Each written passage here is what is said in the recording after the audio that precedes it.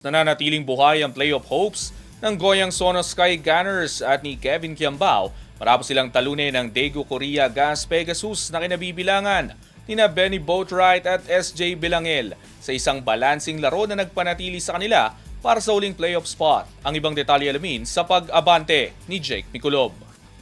Nananatiling buhay ang playoff hopes ni na Kevin Kiambao at ng Goyang Sono Sky Gunners matapos talunin ang Daegu Korea Gas Pegasus sa score na 7-7 to 67 noong Lunes ng gabi sa Daegu Gymnasium sa Korean Basketball League. Nagambag si Kiambao ng balancing laro para sa Sky Gunners na nagtala ng 8 puntos, 6 na rebound, 3 assist at 1 steal habang bumawi ang Goyang mula sa pagkatalo nito noong nakaraang linggo. Pinangunahan ni Nathan Knight ang opensa ng Goyang matapos magposte ng 25 points, 13 rebound, 4 na assist na naging susi upang mapanatili ang kontrol laban sa Pegasus sa kabuuan ng laban. Sa panalo, umangat ang kartada ng Sky Gunners sa 10-18 at nananatiling dikit sa ika-6 at huling playoff spot ng liga. Sa panig ng Daegu, tahimik ang naging laro ng Pilipinong gwardiya ni si SJ Belangel na nagtapos lamang na may 8 puntos, 3 rebound at 3 assist sa 3 of 10 shooting mula sa field.